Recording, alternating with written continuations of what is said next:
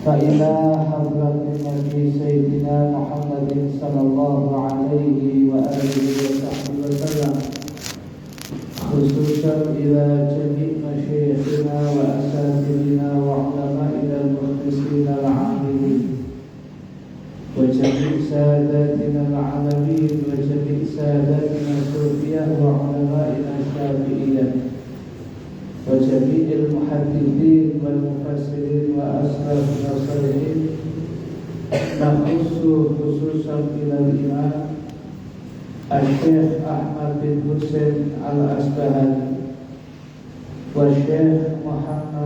والشيخ محمد بن قاسم الغزي والشيخ إبراهيم البيجوري أن الله يتغشاهم جميعا بالرحمة والمغفرة ويعيد علينا ببركاتهم وأسرارهم على هذه النيات ولكل نية صالحة.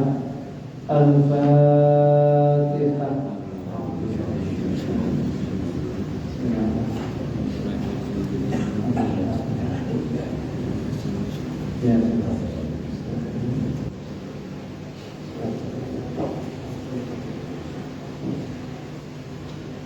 Bismillahirrahmanirrahim. Bismillahirrahmanirrahim. Nawaitu ta'alluma wat-ta'lima wat-tadhakkura wat-tadhkira wan-naf'a wal-intifa'a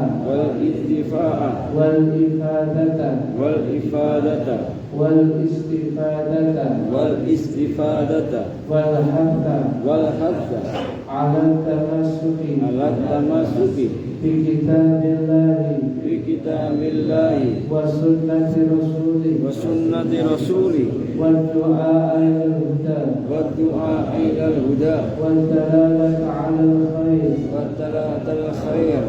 ibtigha'a wajhillahi wa mardatihi wa qurbihi wa thawabi. Hadirat sekalian, jamaah musalla dan salat kita mulia yang senantiasa dimuliakan oleh Allah Subhanahu wa taala. Pembahasan kita pada malam hari ini judulnya adalah Kitabu Ahkamit Taharah dengan panduan kitab Fathul Qarib Al-Mujib karya Syekh Muhammad Ibn Qasim Al-Ghazi Asy-Syafi'i. Yang kita bahas pada malam hari ini adalah kitab tentang hukum bersuci. Sedangkan yang kita bahas pada malam hari ini adalah berkaitan dengan 7 macam air yang biasa kita gunakan untuk mandi besar, berwudu, maupun izalatun najasah, menghilangkan najis. Hadirat sekalian yang dimuliakan oleh Allah, disebutkan dalam ungkapan kitab Fathul Qarib Al-Mujib ini bahwasanya at-tadhiru biha sab'u miyadin. Ini sudah bersuci itu yang bisa menghilangkan najasah, menghilangkan hadas kecil dan hadas besar itu ya menggunakan 7 macam air. Yang pertama adalah ma'us samai, air langit. Yang dimaksud dengan air langit ini adalah air hujan, air yang turun dari langit, maksudnya adalah air hujan.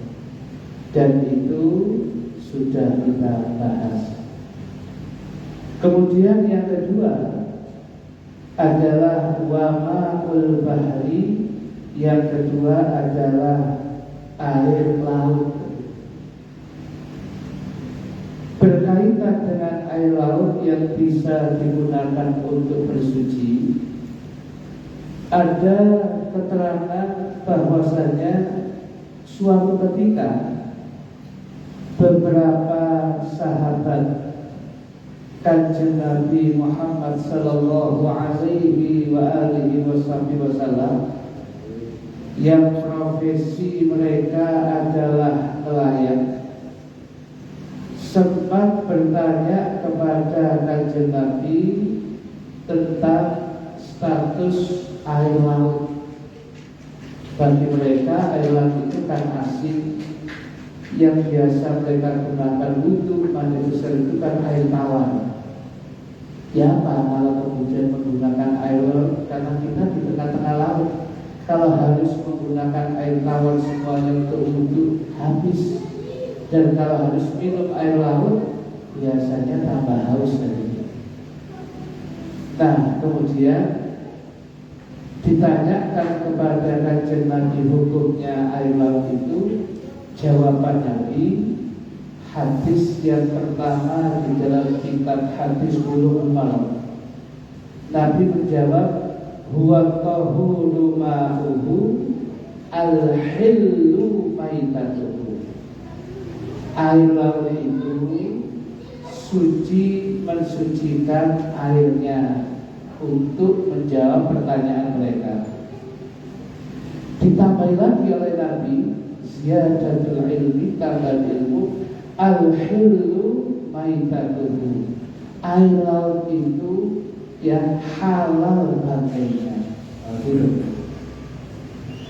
Air laut itu suci, mensucikan airnya, artinya jenengan digunakan untuk mandi besar, untuk wudu, izalatun najasa, menghilangkan najis, bisa. Dan tidak sampai itu, hewan-hewan yang asalnya dari laut, ya, kalau kemudian menjadi bangkai itu halal. Artinya ikan itu tidak usah lewat penyembelihan. Jadi kalau kemudian iwak paus nggak apa-apa ini, ya, atau ikan kemudian yang besar-besar. Kalau iwak tadi kaki diberi sitok-sitok, setelah gosok dalam wajahnya, ya, sitok-sitok kesuwen.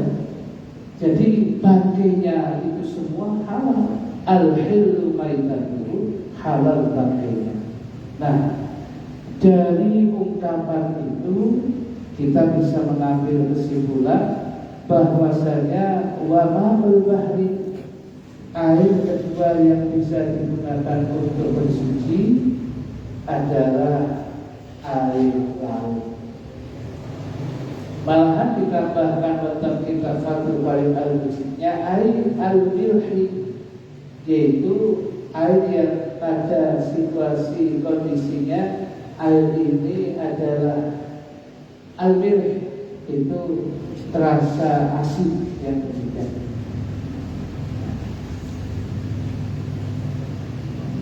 Kemudian yang ketiga, wa ma'un nahri,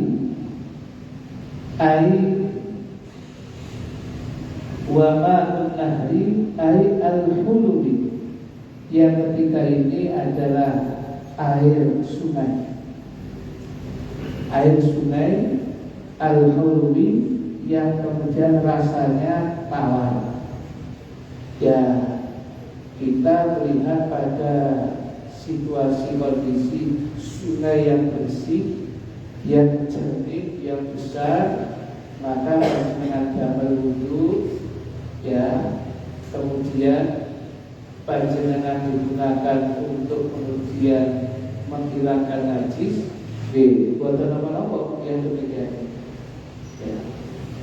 Tetapi kalau kemudian sungainya asalnya sudah najis atau bukan najis, ya seperti sungai-sungai sekarang kan umumnya bukan najis, ini bukan satu, ini najis. Ini yang kita ceritakan sungai sentuh desa-desa, ya saat ini pun jarang atau ya, gitu. Kalau masih begitu airnya tawar, kemudian ya kita mandi, kita butuh apa? Tapi kalau kemudian sungai kemudian kamu kali sebelai terus ya parah hari itu umumnya najis itu. Kemudian yang keempat wa ma'ul bi'ri, air sumur. Air sumur apapun bentuknya airnya mungkin tidak jernih, rondo wonten soklat-soklati sebab dia kecampuran dengan padas mungkin, tetap itu hukumnya suci mensucikan. Wa ma'ul aini, dibalik penerjemahan mata air, bukan air mata. Wa ma'ul aini, mata air, ya sumber itu hukumnya adalah apa itu bisa digunakan untuk bersuci. Kemudian yang keenam, wa ma'ul salji, air salju. Ibu-ibu nanti untuk kali air salju sekali-sekali dicoba mungkin. Jadi wudhu dengan air salju itu bukan kemudian ketemu salju langsung diosek-osek kalau itu bukan. Pada kondisi tertentu, katakanlah di satu tempat, mungkin di Eropa atau satu tempat, kondisinya di bawah 0 derajat, situasi kondisi banyak salju itu kemudian dimasukkan panci, kemudian dipanaskan, yang tadinya bentuknya salju mencair jadi air. Nah itu yang kemudian digunakan ketika kemudian ditas ditunggu dulu sebentar hangat. Nah itu yang digunakan untuk wudhu. Tapi kan asalnya salju. Nah begitu itu hukumnya boleh. Maka itu boleh. Kemudian lagi ya, wa ma'ul barati, yang ketujuh macam air ini, wa ma'ul barati adalah air embun. Sekalipun di antara kita jarang menggunakan, tapi air embun suci mensucikan. Apa bisa digunakan satu? Bisa ya. Kalau jenengan singin zaman isi bal-balan terlambat sehingga berangkat dari SD isu kasih kata air embun ya. Jadi di selain itu tambah wudhu sakit. Sampai kemudian ada teman, dia sekolah S2 di Sudan, di Khartoum, ibu kotanya Sudan, ya, mengambil S2 bahasa Arab. Nah, karena kehidupannya tidak jauh berbeda dengan sini, dia dibuat kaget di sana. Air itu kalau sudah sore nggak ada.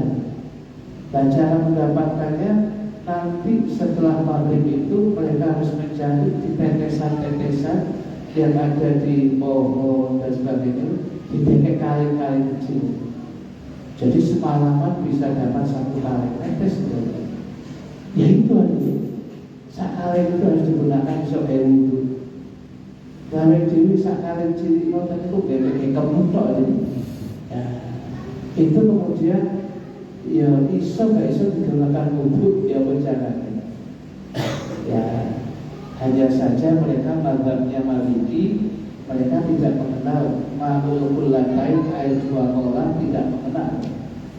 Jadi masuk netes-netes gak ada istilah musta'mal, gak ada. Ya pokoknya bahan itu digunakan ya sudah wudhu itu bagi mereka tanpa lagi.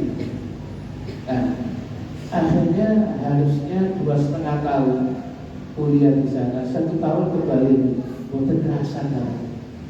Yang 1,5 tahun pakai online saja ujiannya. Nah itu menggunakan air embun. Kemudian wayajma'u, dan mengumpulkan hadhihi sab'ata, akan 7 macam air ini dan mengumpulkan akan 7 macam air ini, qauluka, ucapanmu, apa?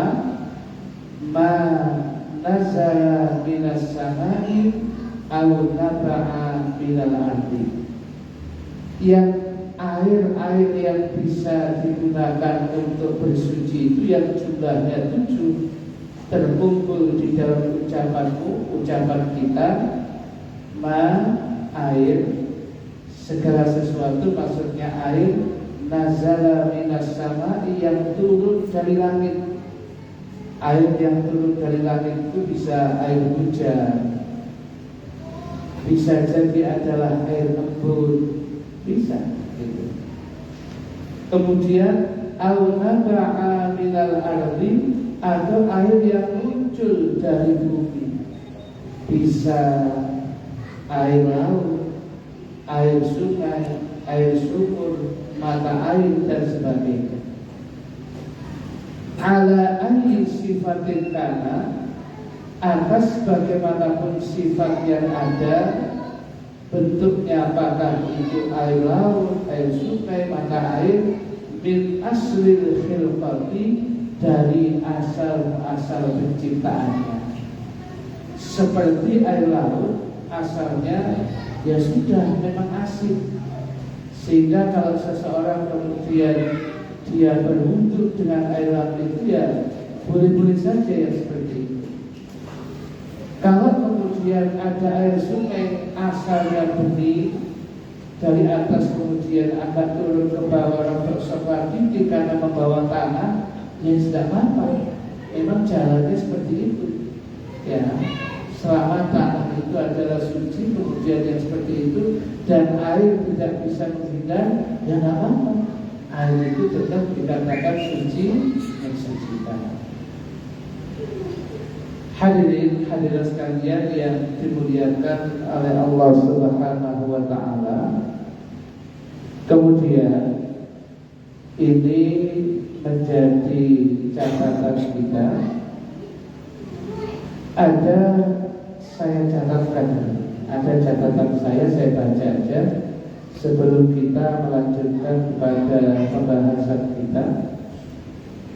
Di sini dikatakan, menurut sebagian ulama lagi hadirin, kalau macam-macam air hanya dibatasi 7, ya, maka ada sebagian ulama yang mengatakan kalau kemudian air itu dibatasi hanya sebatas 7, kurang hadirin itu.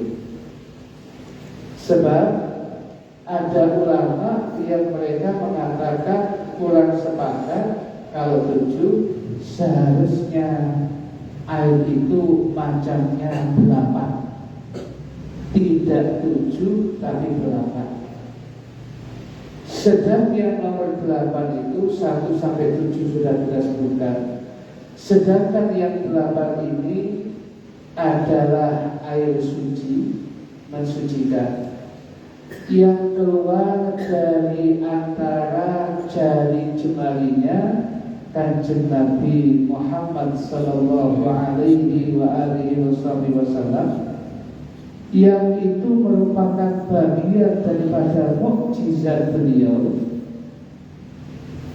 Jadi pernah Nabi itu kemudian keluar dari sela-sela jarinya ini air rojok air, dan itu bisa dirasakan oleh ratusan sahabat yang berwudu dan minum sampai puas. Dan itu hanya terjadi sekali dalam kehidupan manusia dan tidak akan terjadi lagi. Dan itu mukjizatnya Nabi. Kalau air yang keluar dari bagian tubuh buat kita wajib lagi, ya. Tetapi yang namanya mukjizat dari sela-sela jari, wah itu luar biasa. Kalau Nabiullah Musa alaihissalam, Bani Israel minta air kemudian diwantekkan sama Nabi Musa dengan tongkatnya, fajarat min hutna permainan. Kemudian setelah dihantam sebuah batu, dihantam oleh Nabi Musa, batu itu kemudian pecah, kemudian memancar 12 mata air. Sesuai dengan jumlah kabilah dan suku di Bani Israel, setiap suku dapat 1 mata air. Ya, kemungkinan orang kemudian masih mengatakan itu mukjizat, tapi bisa jadi yang diantarkan pas memang sumber air. Apa tadi? Ya, dengan ngamuk, ya, begitu ngamuk, wanter ngamuk. Waduh, ketua air, wajahnya sih datang di poin media. Ya, bukan mukjizat itu, ngamuk itu, ya itu. Ya, tetapi kalau kemudian dari jari jemari keluar air bening, wah itu luar biasa, luar biasa. Nah, kisahnya ketika para sahabat berada di daerah Al-Hudaybiyah, tempat mengawali, salah satu tempat untuk mengawali mikotnya umroh, yang mereka sangat kehausan. Nabi kemudian meminta untuk didatangkan satu bejana yang berisi sedikit air yang tersisa. Nabi tanya, ada air? Tapi Nabi tidak ada.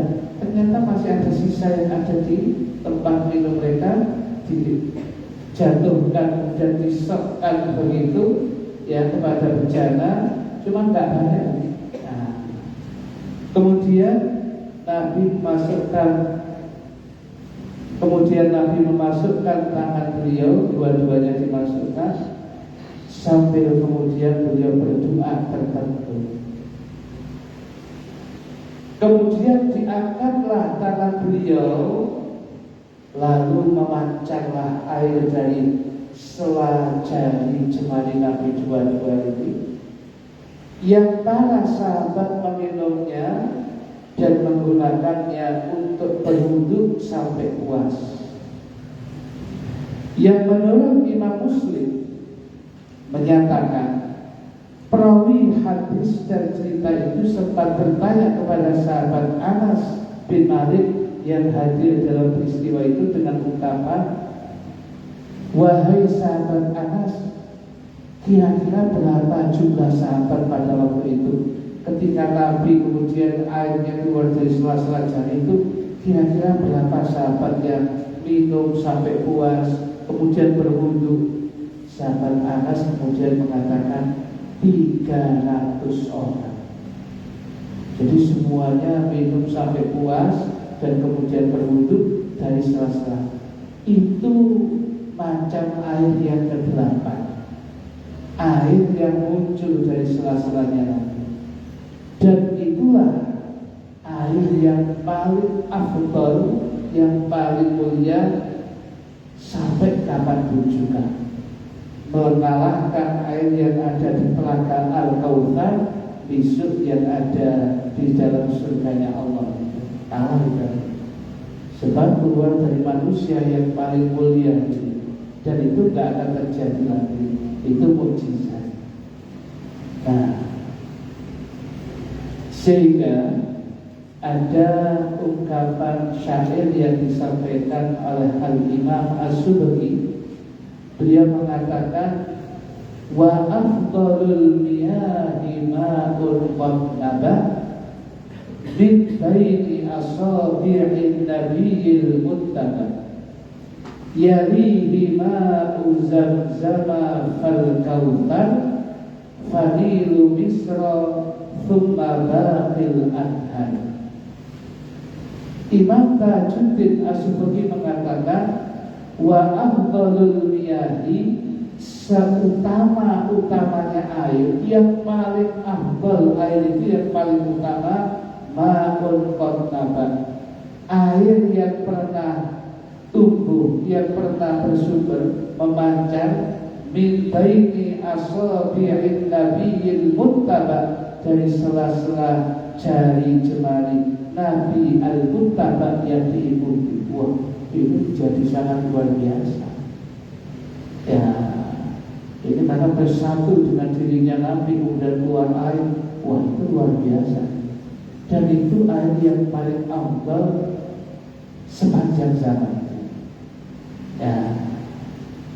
Setelah itu, ya, air yang ini tadi, yang kedua, rankingnya air itu yalihi, kemudian diikuti oleh ma'u zamzama, air zam-zam. Jadi tertibnya air yang paling afdal di dunia itu satu, air yang pernah muncul, yang pernah memancar dari jari jemarinya Nabi, di antara jari jemarinya Nabi. Yang kedua adalah ma'u zamzama, air zam-zam, air yang berada pada sumur Zam-Zam. Itu dari mulai zaman Nabi Ismail, ya, dari mulai Nabiullah Ismail sampai almarhum Haji Ma'in, ya, nggak habis airnya diambil, ya, coba dari mulai dulu, ya, dari mulai zaman Nabi Ismail sampai sahabat kita almarhum Haji Ma'in dua dosa akhir-akhir loh, itu air Zam-Zam gak habis. Apa gak hebat ya? Malahan katanya dikabarkan suatu ketika berapa tahun yang puluhan tahun yang lalu, tahun 92, bahwasanya sumur Zam-Zam ini ditengarai terkena racun, ada bakteri yang berbahaya, sehingga layak diminum atau tidak. Maka kemudian yang terjadi apa? Penyelam handal diturunkan puluhan orang, didatangkan penyelam yang sangat lihai dengan alatnya yang sangat lengkap. Mereka puluhan orang itu satu-satu untuk menelusuri di mana letak katanya racun, bakterinya di mana. Mereka menelusuri sumur Zam-Zam itu sampai masuk, nggak terjadi. Akhirnya mereka sepakat 10 orang punya kode kembali. Akhirnya kemudian kembali sampai ke sumur itu, mereka mengatakan sumur ini sumur yang barokah. Sudah ratus bahkan hampir beratus-ratus meter itu mereka sana, sumurnya tambah lebar, dan kemudian tidak ada habisnya. Biasanya kalau tertek gimana? Mereka malah khawatir nyawa mereka. Mereka kembali. Mereka mengatakan sumber Zam-Zam ini sangat besar. Nah, dan itu sangat luar biasa.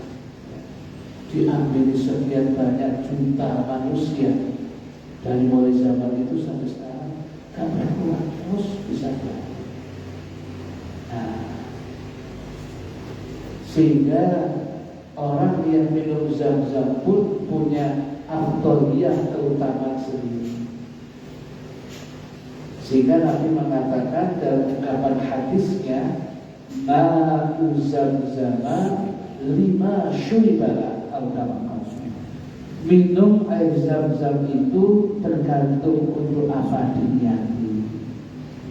Jenengan kemudian ya berkepingin dengan minum Zam-Zam sembuh dari penyakit jenengan, biiznillah, dengan izin Allah, dengan minum Zam-Zam sembuh. Imam Syafi'i ketika minum Zam-Zam niatnya 3. 1, bisa kemudian menghafal hadis Nabi. 2, dia paling lihai di dalam mengenali kuda. 3, dia kalau memanah tidak pernah meleset. 3 doanya Imam Syafi'i semuanya dikabulkan oleh Allah. Setiap kali minum Zam-Zam Imam Syafi'i, maka ilmunya luar biasa. Dan kalau naik kuda Imam Syafi'i, kata guru kita Imam Syafi'i kalau naik kuda sampai putar-putar gitu, putar-putar yang tidak bisa dijalani oleh orang. jenengan kali etawa ketekuk gak karu-karuan. Ya, jadi ya, kuda lah, jarang temanku dia jarang epak, jarang temenan. So ini jauh-jauh kan, mungkin maksudnya saja jarang temenan gitu. Ya, itu. Nah, kemudian saking lihainya sampai lirik begini. Ya. Dan kemudian kalau Imam Syafi'i memanah 10 kemudian anak panah yang dilesatkan semua pasti menang tipis pada satu titik, semua nempel, semuanya lumpuh begitu. Hanya saja supaya tidak terkena penyakit ain, apa itu dibanggakan orang satu kemudian dilumpuhkan Imam Syafi'i. Itu saja bisa, tapi dilumpuhkan oleh Imam Syafi'i, jadi tidak gampang dibanggakan orang atau kena penyakit ain. Nah, itu barokah minum air Zam-Zam.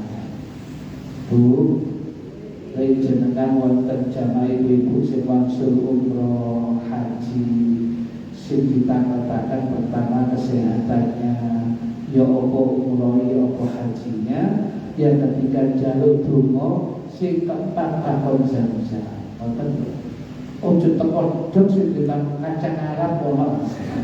Doko kacang Arab. Ya kalau boleh pakai itu. Ya, si takon itu wonten ditakon air Zam-Zam untuk dijadikan doa. Jadi oleh mobil Zam-Zam itu sudah dinikmati. Syukur panjenengan bisa minum air kedua yang terbaik di dunia setelah air yang timbul dari jari jemarinya Nabi, yang kedua air Zam-Zam. Ya. Hadirin hadirat sekalian yang dimuliakan oleh Allah. Yang ketiga, fal kautsar, air yang ada di telaga Al-Kautsar. Telaga ini tempatnya katanya setelah meniti Siratul Mustaqim tapi belum masuk surga. Siapapun yang meneguk sekali teguk, ya, air telaga Al-Kautsar la yatma'u ba'daha abadan. Dia tidak akan pernah merasa haus untuk selamanya. Subhanallah. Tapi telaga Al-Kautsar ini kalah dengan air Zam-Zam. Kemudian yang keempat, Fadilul Isra, air yang afdaliyah yang paling utama setelah air yang timbul dari jari jemarinya Nabi satu, yang kedua air Zam-Zam, yang ketiga telaga Al-Kautsar, yang keempat Sungai Nil. Fadilul Isra, maka Sungai Nil yang ada di Mesir. Sungai Nil itu kalau kemudian dicari sumbernya, terus itu katanya satu riwayat hadis baik mengatakan kalau sampai di belantara Afrika sana, ujung-ujungnya katanya minal jannah, dari surganya Allah. Lepas Anda percaya atau tidak hadis tadi, tapi tambah besar Sungai Nil. Nah, Sungai Nil itu mengandung berbagai macam rahasia.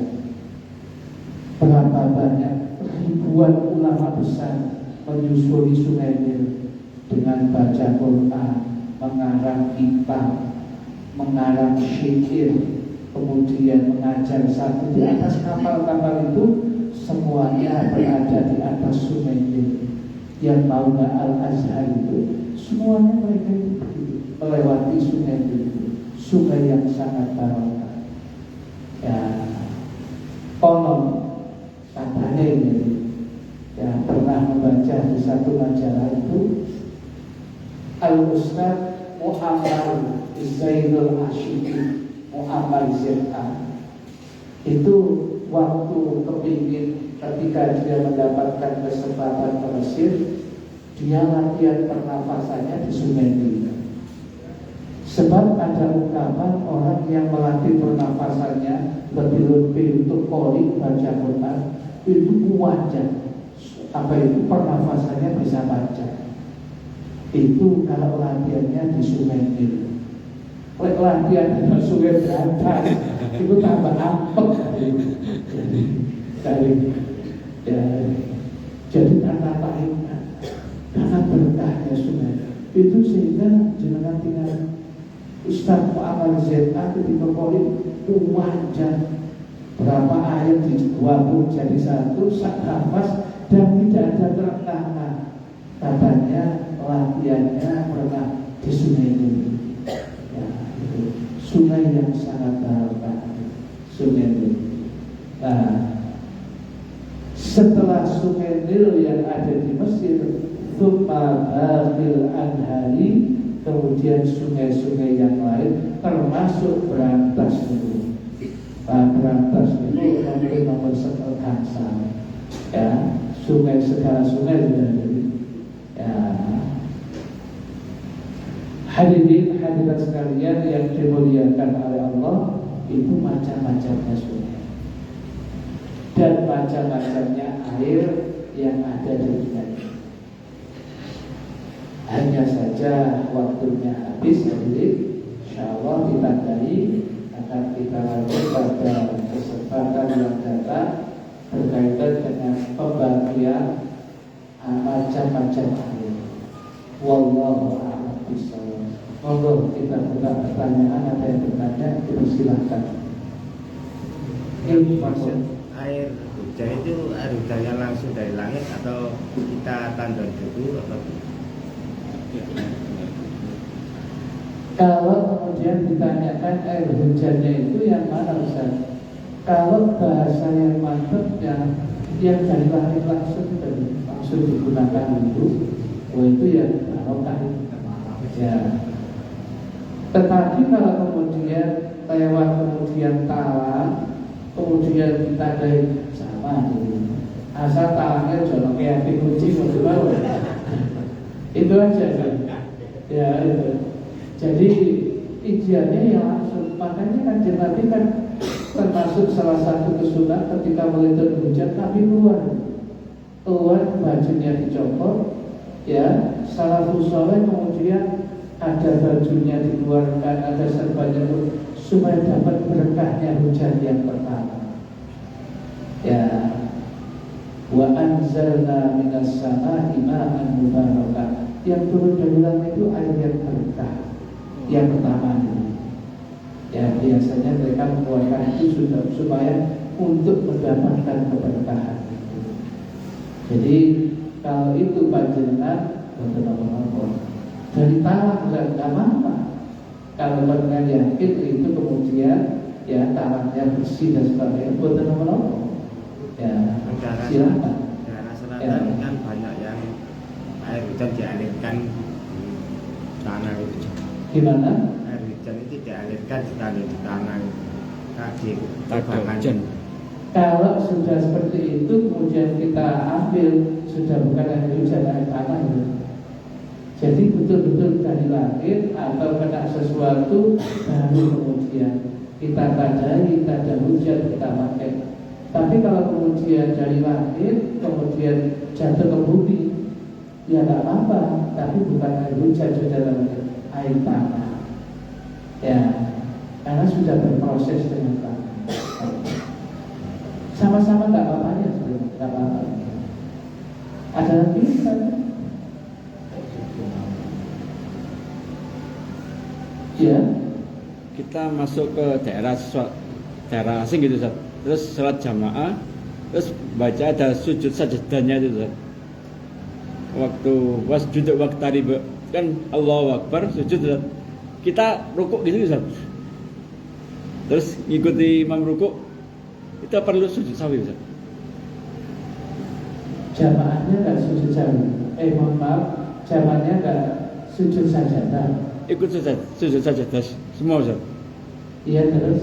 Yang saya sendiri, misalnya saya Ustaz, itu nggak ikut sujud sajadahnya, tapi awal di rukuk terus diterusin ke sujudnya gitu.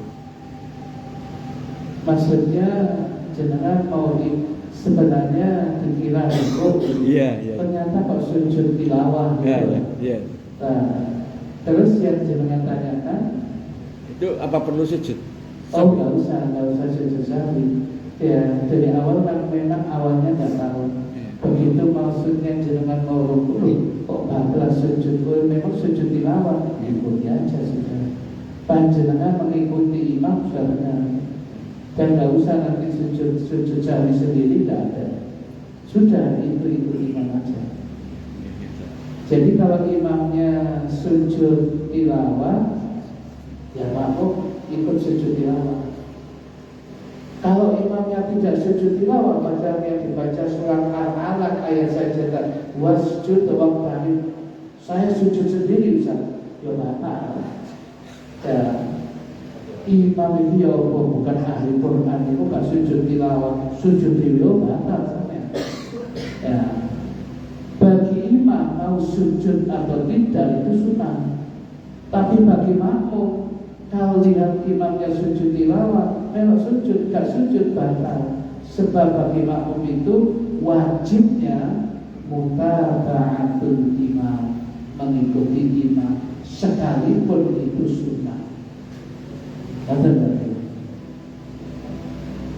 Ada lagi yang tanya?